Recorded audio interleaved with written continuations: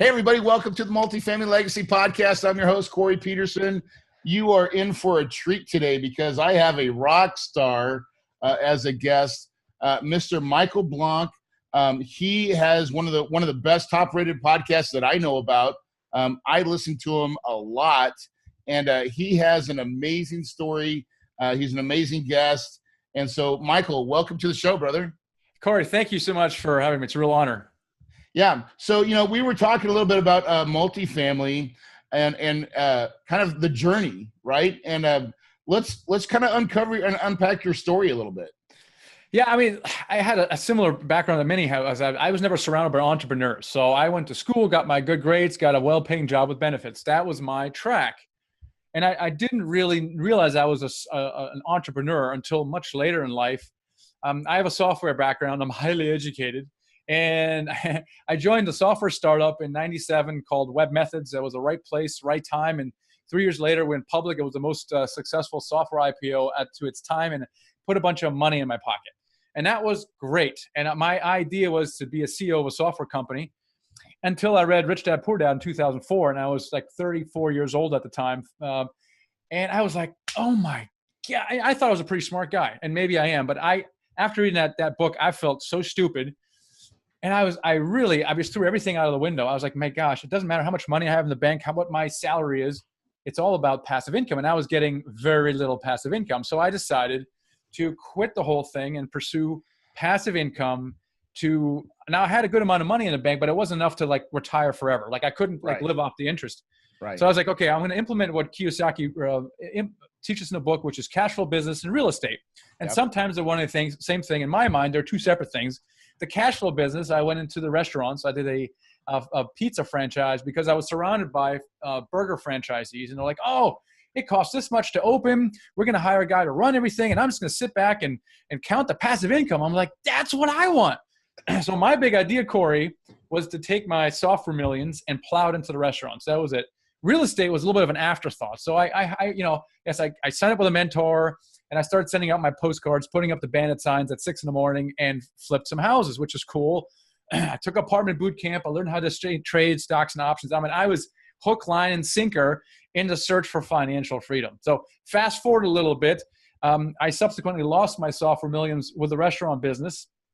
Put myself in a really bad situation with no more cash and $200,000 in debt and almost running out of debt. So any liquidity, almost lost my house and really clawed myself out of it through some house flipping and some apartments I had. And hold on, man. I got to pause. You run over there like it was, you went from, you had a bunch of money, you got into the restaurant business and invested in some of that to losing it in the equivalent to all and being in debt and looking out of that saying, gosh, how am I going to fix this? Right. And you put your nose to the ground and then you started buying some single family flips and then you started some multifamily stuff. Right. I did. And I was kind of doing things at the same time. Wow. And the only reason I was able to flip it around was because I was finally able to sell some of the restaurants, put very little cash in my pocket, but most importantly, stop the bleeding. I was losing like $15,000 a month at one point, and it was unsustainable, and I couldn't sell these restaurants, and it was unbelievable. And you're thinking in my mind, oh, the restaurant's worth $150,000. It's going to cost me $300 to open, and by the time you're done, you sold it for $33,000 cash, and you're like, oh. And of course, this takes like 9 months for you to figure out that the market is somewhere completely different for your money-losing restaurant that's 7 years old. Yeah. And it was a pretty painful experience. And it was, so really, I mean, the shift really for me was trying to figure out what I was going to do next. And I had been self-employed for 7 years at the time. And I was like, well, who the hell is going to hire me? First of all, and what job would I do? Because I really enjoy this. I enjoy that. I really need to be hired as a CEO. Well, who the heck is going to hire me on a CEO? No one. So I decided, I was like, dear Lord, what should I do? And while I was failing at the time, I had some successes and I learned a lot. I learned how to raise money. I learned how to flip houses. I bought an apartment building. I did all these things. And I got the strong impression that I should share with others how, I did these. In particular, one success factor was really apartment buildings because it was the one that was quietly sending me mailbox money while I was, trying to plug the leak on the sinking ship, trying to make money on the house flipping side, which was obviously a lot of work, as you know. Yeah. Meanwhile, I was apartment building, just sending me mails. And I was like, and that was the first time I'd raised money for something. And because I didn't have any money, it was all deployed in these restaurants now. And so I decided to blog about it on the Bigger Pockets, and I put up an ebook on how to raise money, and I kind of went from there. And people downloaded the ebook, and they bought my analyzer, and they were asking me questions. And I was like, oh my gosh. And it kind of evolved from there. And the shift for me really was, while it was a really bad business plan, the whole blogging thing, there really was none, but it turned into one, right?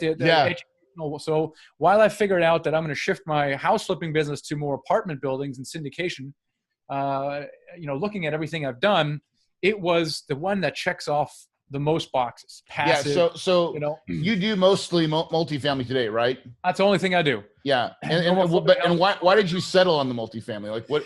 Yeah. What's the difference between? Yeah, it's a good question. The nice thing about flipping houses is that you're working for yourself, and that checked the major box. But what happens, and what most people don't realize, is you're actually swapping one job for another, because and I read all the books. I had a team in place. I had someone handling my closings. I was having a general contractor. I bought houses sight unseen through whatever. It's still a boat ton of work, as you know.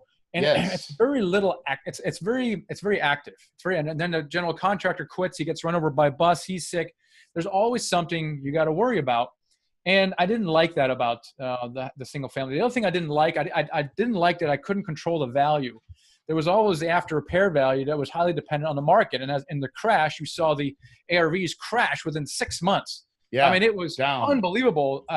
And I had no control over this. And right. And with multifamily, you control the value by controlling the rental income of the expenses. Let's see what else. Financing for multifamily, I can get millions and millions of dollars for hardly any interest at all at 80% loan to value, and I don't have to personally guarantee it. I couldn't do that with the houses. No, they make you personally guarantee everything. Yep. And I don't know if you've gotten a loan for anything personal lately, but I have. And dude, it was like, I mean, I had to give blood, like DNA samples. Yet I can go get millions of dollars in apartments easily. Yeah. Oh my God. It's amazing, right? And, wow. And the other thing, and this is the most important thing, Corey, when I was thinking about what I wanted, like I had to become really clear what I wanted. And it wasn't that I wanted to get into real estate investing. That's kind of what I've been saying, but really underlying it was really, I want to control my time, right? I want to have, this spurious thing called financial freedom, which doesn't mean I'm going to sit on the sand all day, on the beach all day, but it means that I can control how I spend my time. Now, with single family houses, as someone that built a portfolio and stuff that you've done, you know that after a certain size, you are now become a slave to the operation. And that's what I had become. And that wasn't appealing to me. So really the multifamily was the way to achieve that passive. And I don't believe there's no such thing as 100% passive income, but it's highly, highly leveraged, right? For every hour you put into it, you have potentially hundreds of thousands of dollars coming out the other end. And that's what we couldn't get with the single family houses. So you put it all together, you put the check boxes next to each other, and the multifamily checked off so many boxes. Yeah. But there's problems, right? People always tell me, oh, that's great, Michael, but you know what? I don't have the experience or the cash to do that. And somehow you magically figured out how to do it. And you know what? Why don't let me flip houses for the next 7 years, and I'll take that experience and the money I make, and then I will transition into apartments. And as you know, that's actually not necessary. That's a bad mistake, right? That's a bad idea. Bad idea. Because I'm guilty of it too. I said that for a while. And my only regret is that I wish I would have started earlier, in the multifamily segment and just focused on it. But you and I both, we feel we can go back 10 years and speak to our younger selves. But Corey, you and I are making up for it now by your podcast and my podcast and trying to show people that you don't need to do 5 to 10 years of single family house investing. You can actually let's give your podcast a plug. What's the name of your podcast? Oh, it's called Apartment Building Investing. Yeah. With Michael Blanc. You've got to go check that out. I mean, it's a great podcast, man. I mean, hey, listen, I believe in you should listen to all podcasts in your subject. If there's good ones out there, and you've got a great one. Oh, thank you, Corey. I appreciate that. And no problem. Obviously, if any of my listeners are listening to this, because I'll probably put it on YouTube, check out yours, because you have really provided a ton of value in the same way. And you know what? It helps for multiple people to say the same thing. frankly, Yeah. right? And so you hear it from Corey, you It's hear it from Michael. validation, right? That's right. And we're not all making this stuff up. Yeah. And really, because a lot of times they say, well, you look at your story, you went from almost zero to where, like, you had money, and then you're like, oh, to the spot, and you're still able to get out of it. And real estate is the vehicle. And then, but once you realize that it's the cash flow and I love the way you said that. It really is about the cash flow, right? When you start getting that mailbox money to show up for work that you did a long time ago, man, that's a good feeling, isn't it? It is, and you're also building long-term wealth, right? But right now in your position, you don't really care about the $1.5 million you're creating 5 years down the road. What you want right now is you want to control your time, which means you normally would need to recover your living expenses, and the only way to do that is passive income. Yeah. And there's nothing better in the world than multifamily. Michael, yeah, I know you obviously feel strongly about multifamily to become financially free with real estate, right? But why don't you think more people do it? Why don't more people do it? Yeah, I mean, it's people several reasons. One is everybody else around them is doing single family, and that's what's being taught in all the local RIA meetings. 98% of what people do there, and then there's the advanced guys, right, doing the multifamily. So people in their minds think that multifamily is something that's very advanced, something that again they can aspire to when they grow up. And it really boils down to two major objections that people have. One is they think they don't have the experience, and they get it by single family house investing.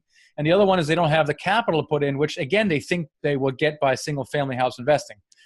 And neither of those things are true. I don't know what it was like for you, but when I transitioned from single family to apartments, like brokers was like, yeah. Okay. So you flipped 36 houses, but what apartments have you done? I'm like, well, none, but look at that. And no one would give me any credit for that. So number one, it doesn't actually buy anything. And number two, you can overcome both in relatively short order. Yes, short order. And because multifamily, it's a whole different language. Like not only is it a whole different deal, but like the brokers, everything's a different language. And so it doesn't transfer as well. It's just different, right? And so you're better off just to start getting into it now and going through it. I mean, and it's really not as complicated as most people believe it is. That's right. I mean, it's really a matter of two things. One is education.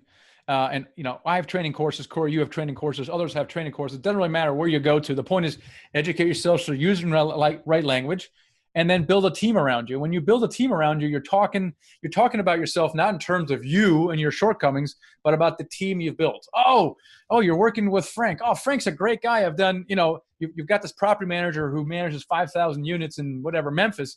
And you call the broker up and then they say, well, who are you? I say, well, I'm so-and-so, but I'm working with Frank. And they're like, oh my gosh, Frank's a great guy. I've done a bunch of deals with him. And all of a sudden they're not talking about you anymore. They're talking about Frank and the team that you built. And so before you know it, all of a sudden you get to borrow all the experience. So within, I'd say probably 4, 5, 6 weeks, you will appear as an experienced multifamily investor, even though you aren't. Dude, so that's what I love. So like that leads me to my next question in a way is how can, in your opinion, how can the average person get started with multifamily, even if they don't have experience or own cash, which is, you just alluded to one piece of it, but I think you've got some secrets maybe, hopefully, that you can give us. There's really two secrets. One is overcoming that experience hump. And at the core of that really is education. And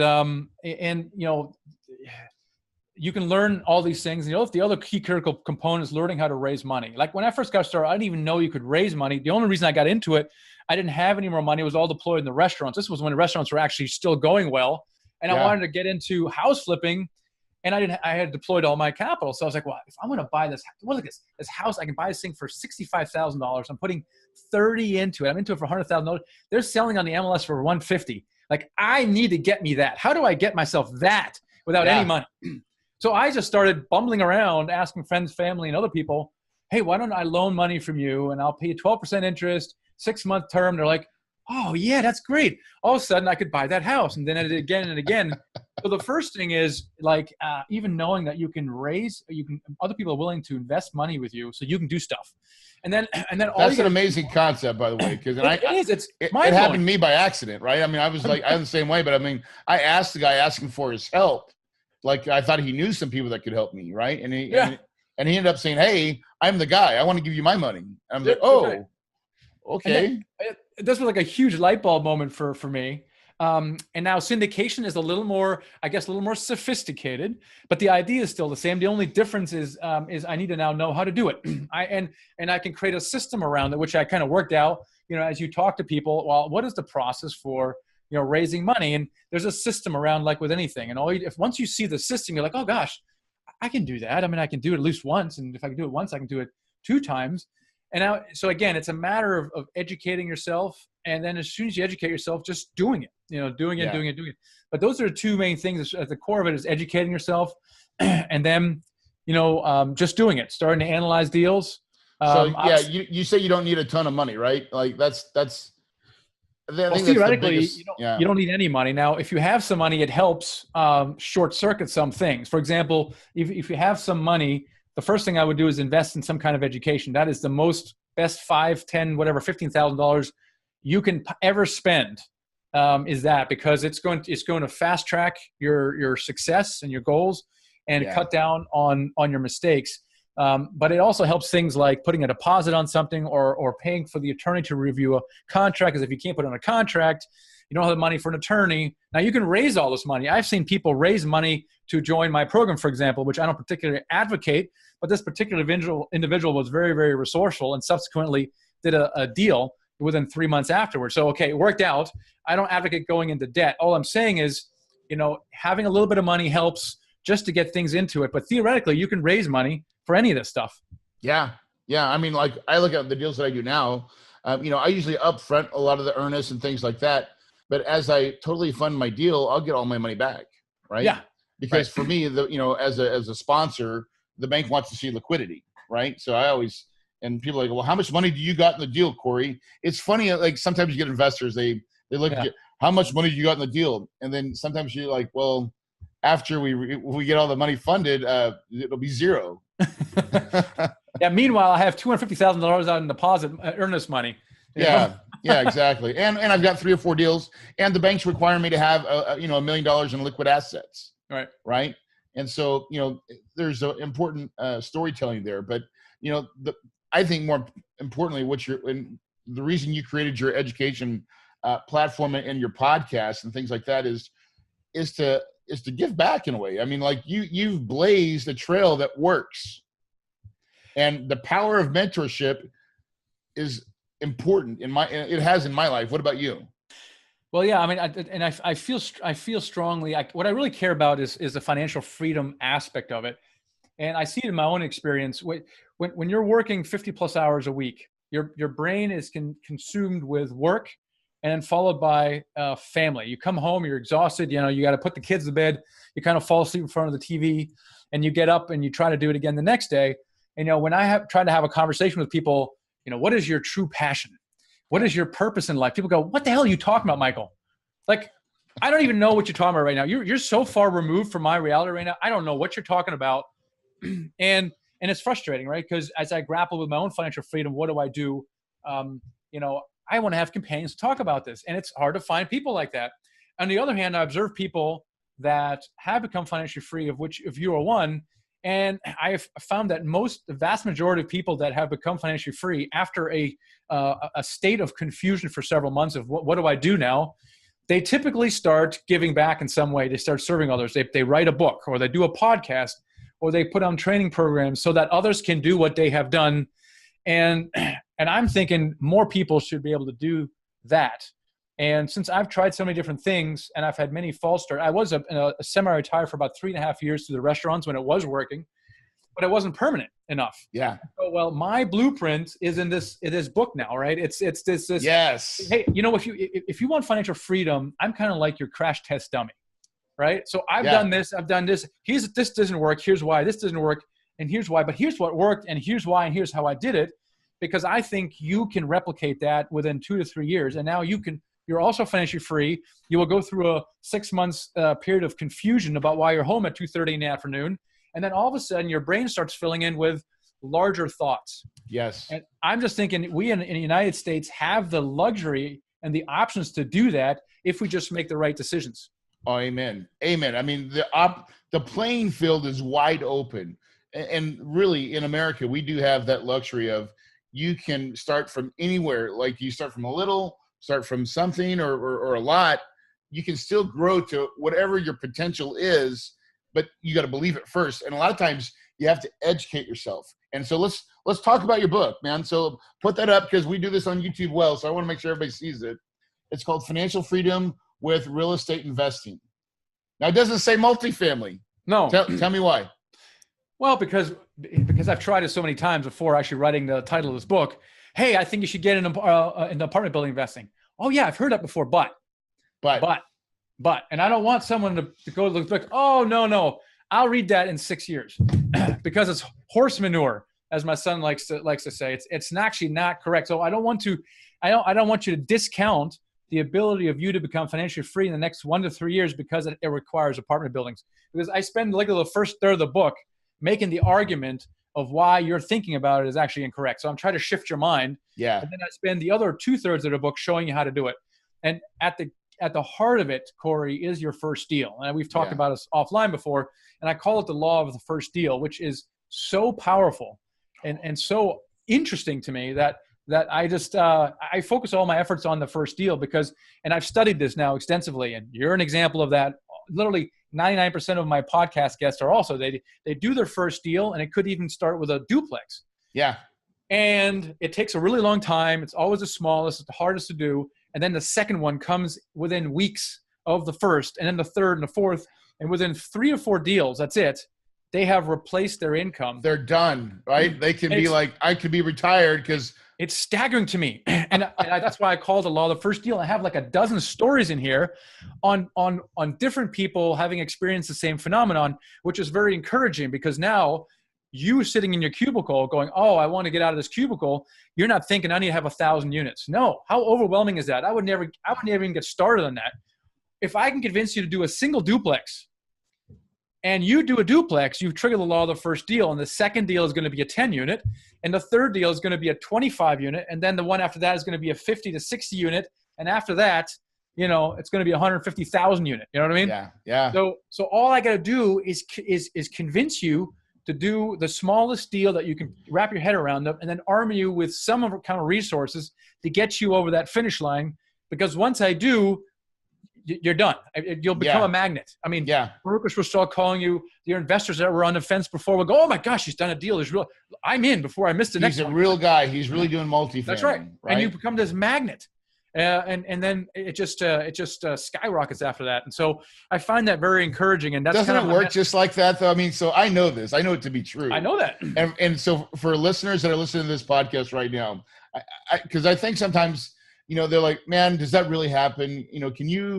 You're an example of it. I'm an example. You're writing a book about it. It's the truth, guys. Like all you got to do, arming yourself with some education, first step, right? And then following through and just doing what it says. Like it's not that hard, especially when there's a roadmap. And what you've done, I like the way you said it, Michael, is that you've created a roadmap. You started with the argument first, and then you actually come back in the later parts of the book, 2/3 of the book, you start giving the examples of how to, right? Well, because otherwise, if I tell you how to do the 5 steps to your first deal, and you don't even believe that you could do it, you're still stuck in, hey, let me flip houses for 5 years. You're not listening to me, right? Yeah. I need you to get past, I need to shift your mind first to kind of say, oh, so what you're telling me is I can overcome my lack of experience. I can learn how to raise money. Okay, now I'm interested. Okay, but before people kind of go, la, la, la, la, la, I can't hear you, because there's no way I can see myself doing that. So it really requires a mindset shift before you can get someone down the next path. Yeah, I'm it's funny. I just shared, I had a Facebook post that's 6 years old, right? I bought my first apartment, I think 6 or 7 years ago. And in that video, I was saying, hey, listen, I used to wish I could own an apartment complex. 2 years, and I say in that video, which is 6 years old, I go 2 years ago, I started believing that I could. Wow. And so I actually went to Dave Lindahl was my mentor, and I went to his boot camps, and it took me almost a year and a half to get my mind ready, right? But like it's funny, once I said I'm ready, and then I started, and I believed in myself that I believe I can do this. Then it happened. You bring up a very good point, and I have studied people, and I'm trying to figure out why is someone successful and take action versus the other person is not successful because they didn't take action. Like, this fascinates me, and I've traced it down to a moment of time, and most people that have taken action, have been successful, can track it back to a time where they have decided, like kind of like you did. And I don't know if I asked you on our podcast what that moment was, but they can trace it to a particular moment in time where they say, and now enough is enough. I can no longer continue on this path. Another year, another 2 years, another 5 years. If I don't do something right now, it is so unacceptable to me. And they've come to the conclusion that multifamily is the way to go. And so in actuality, I don't say it in a book really, in actuality, the law of the first deal is triggered at that moment.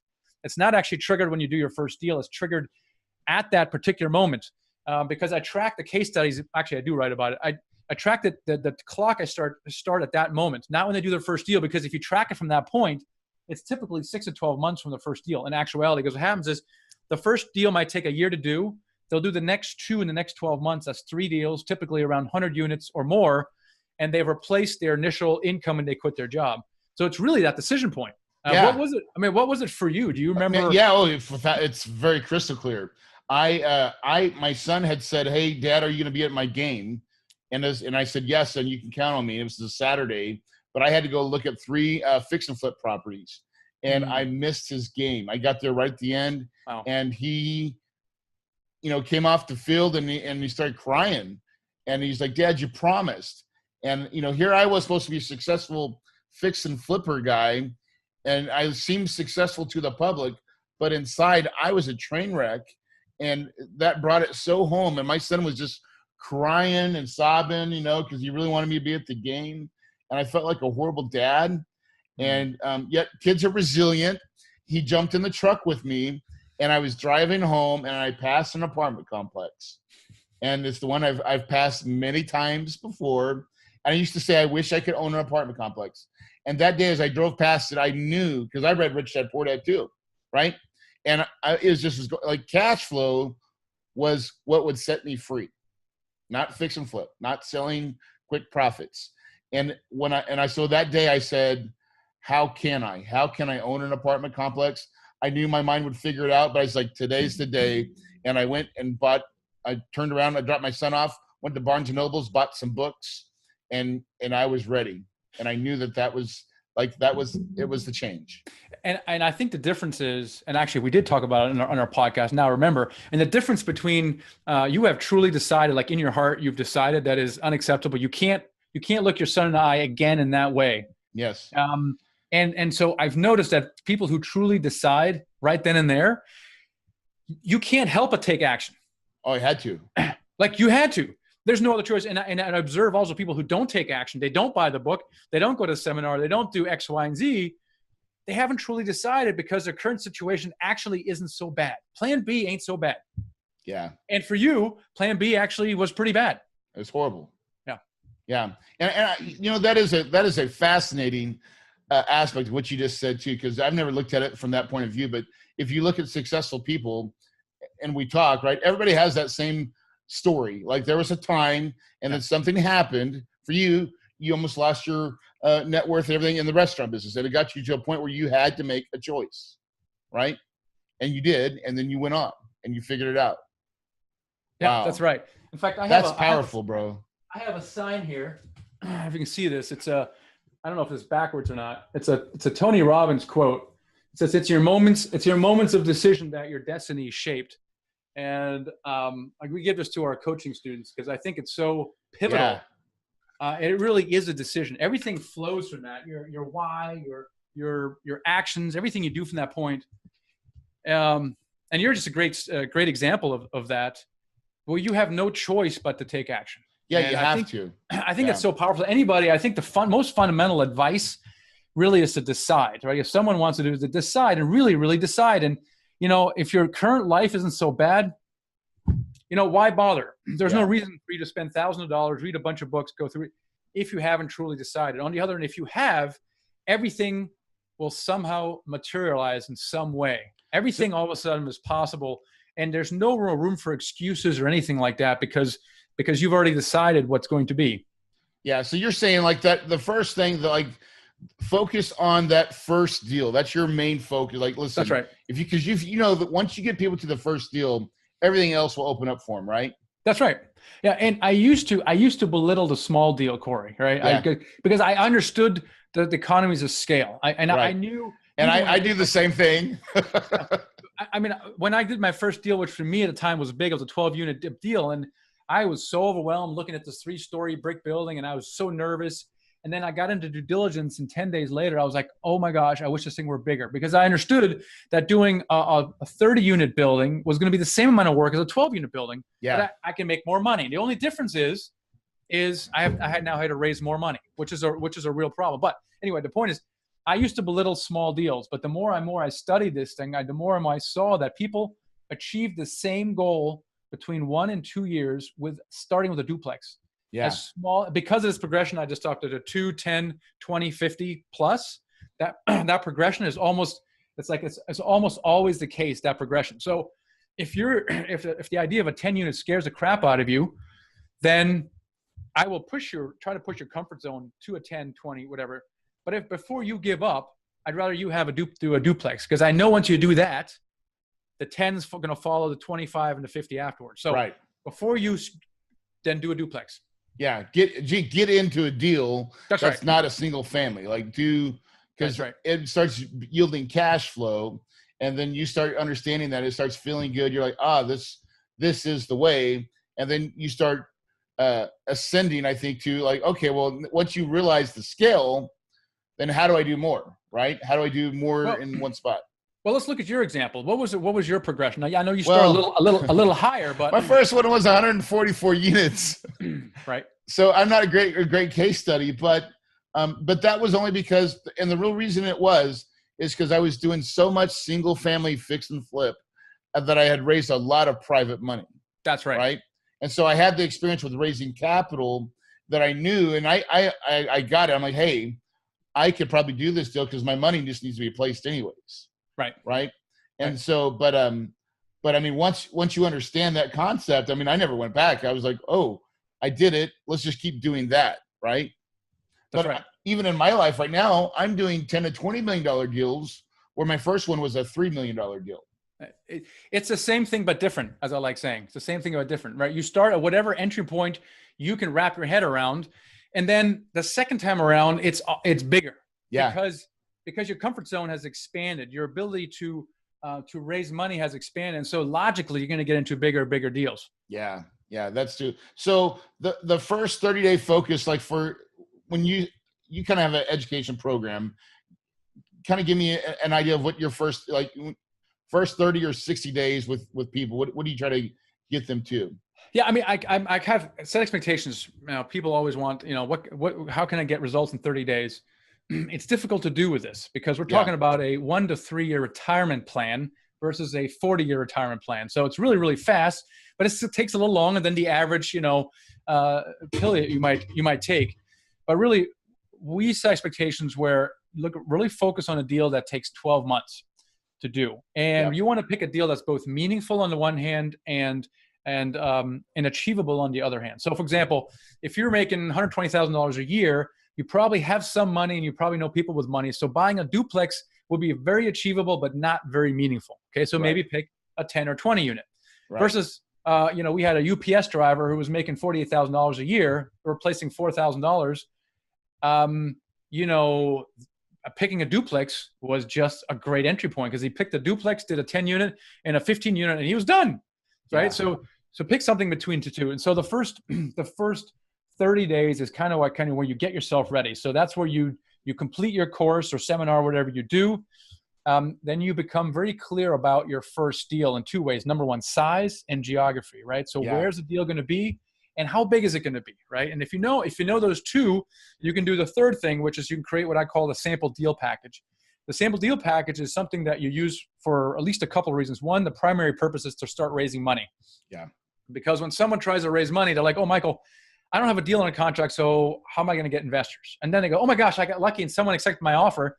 Now I have 45 days to close. I can't raise money that fast. So they can't solve this problem the way we solve with a sample deal package. It's a real investor package based on a real deal that approximates what you're looking for as your first deal.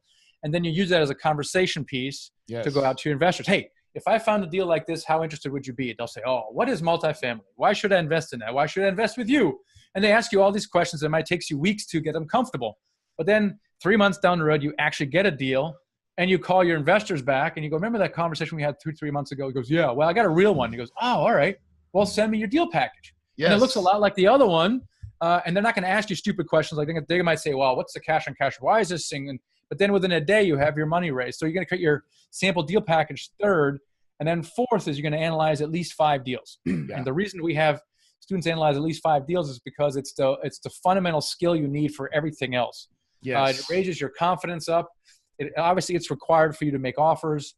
And so when you do all these 4 things, typically in 4, 5, 6 weeks, you are now educated to the point where you don't sound like a complete idiot, and you can go into phase 2, which is essentially you being released into the world. So for 60 days, you're going to do 3 activities.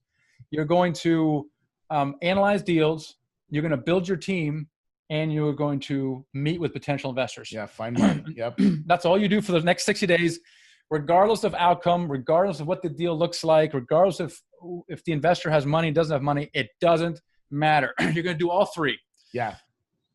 And we do that just to take the pressure off. Now, the people that do that, there will be an outcome or result. They will have their team ready to go.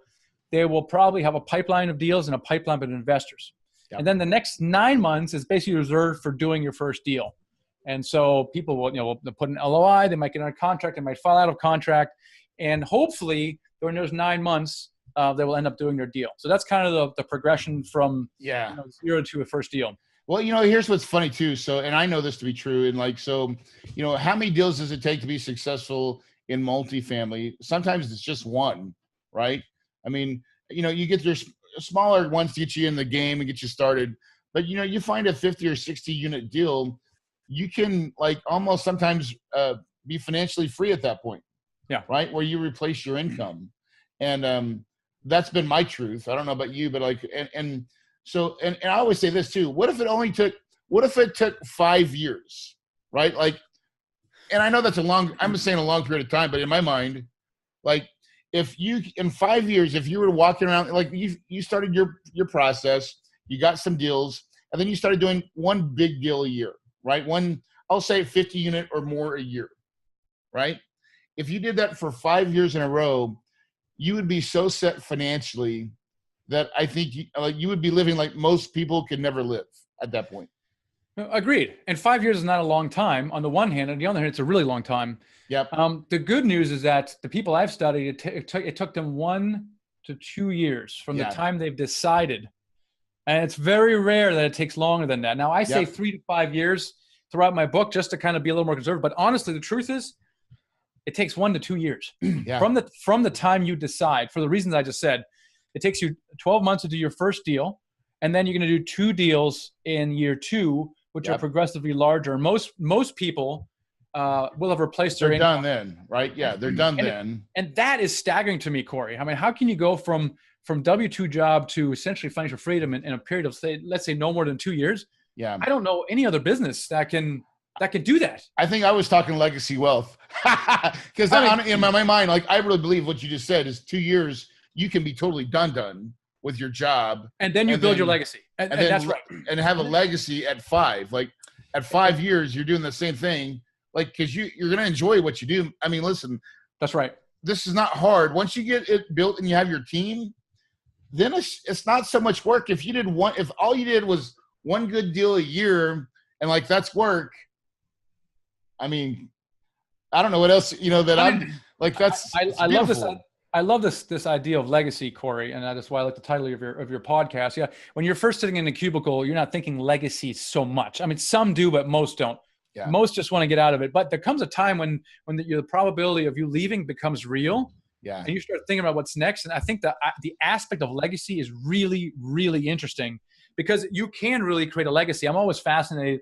We have an investment final on a $38 million apartment building, and the guy selling that, dude. Even that one deal, there's a legacy in one deal right there. It's like a 512 unit thing.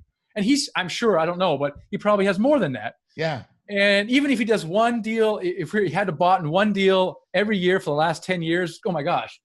The legacy aspect, it's so incredible. And you know what? You can do so much good with that. Forget Oh you come to a point where gosh. you're taking care of your kids and your family and your family's family. And at this point, you can say, my gosh, what else can I do, right? How can I be the Bill Gates of the world if I have so Yes. many How can I resources? give it all back? Right. Oh my gosh. Because That's if you're good at buying apartment buildings, well, keep doing it. Keep doing it and turn it into a nonprofit funding engine of some sort. I mean, it's just amazing, the it possibilities. never stops, right? It's That really is, cool. I think that's why we both love this business, because once you figure out that we're truly playing Monopoly, right? Because as soon as we all know that we should have the red hotels, right? I call them the apartments. And when you realize that, and you start finding that it's true, when you believe that it's true, that's when your life will start changing. Because, like you said, you will make the commitment, and things will be different from there. The lens has changed, and it's a great place. Don't you agree? That's fantastic. Yeah, couldn't agree Yeah. more. So Listen, how do people get a hold of you? How do they find you? I'm at themichaelblank.com. That's THE, my name, Michael Blank, BLANK. Or just Google apartment building investing. I should be all over Google. And then the book is called Financial Freedom with Real Estate Investing. It's out on Amazon, and really excited about this. Normally, I would tell people to download my free ebook, and I'm also excited about that. But really That's a excited real about book. that. You wrote that book, huh? It took me a year to write. It's a fairly substantial read. There's a lot of stuff in there. It will not only bend your mind, but will really show you very specifically. And the other is I have a companion course that comes with this stuff, because I wanted to add, this book probably should be about 500 pages. And instead I put it into a separate course with video and stuff like that. Because when I want to reference, hey, this checklist or the 90-day plan that we talked about, well, I want to give you a template. So Yeah. I spent probably almost an equal amount of time creating this The complement. back end for it, all the things to complement it, right? It probably took way longer than it should have, and it probably should be priced at $1,000. But it's only I don't know, whatever it comes out between 99 cents and $9.99 at the moment. So Perfect. You should go, and like, if you've not, go get the book right now. Go get the book right now. Yeah, we'll make sure we have it in the show notes for you as well. Yeah, Where to get your book. That's an amazing, dude. You just have an amazing story, and that you're giving back and creating others to do it as well. As an educator myself, I mean, when you get into this business, you have success. To give it away to help shape new lives, is that not one of the most funnest things in the world? It is. It is fun. When you see people change, like the change, it's fun. And the most satisfying thing is to actually see someone change. You know, someone that takes your analyzer or your course, you know, quietly does the first deal you learn about, you say, good job, you know, and then a year and a half later, hey man, I just quit my firefighter job, you know, thank you. I'm like, are you kidding me right now? Where's that bell? I need to ring this bell. Yeah. And it's like, it's so cool to see that. Anyway, just that's the most satisfying thing to me. Yeah. Is Me to too. get someone to take action and then change their life in that way. And then they will in turn become a contributor. And I just love that. It keeps just giving back. Cool. Hey man, well, thank you again for your time coming on this podcast and spending some quality time and giving us some good nuggets and really just giving that whole story and a roadmap. Guys, I'm going to tell you right now, if you're listening to this podcast right now, you've got to go get that book. I already know. I mean, Michael's very detailed. You said he's already analytical. That's what the book you want to get. You want to get someone from that perspective, because there's going to be choice nuggets in it for reals. If you guys listen to my podcast, you know this, that I believe just what Michael said, it referenced it. When you start to believe it with your mind, right, anything is possible, but you got to believe it first, and that will make your paradise possible. Thanks, Michael. Appreciate it, brother. Thank you.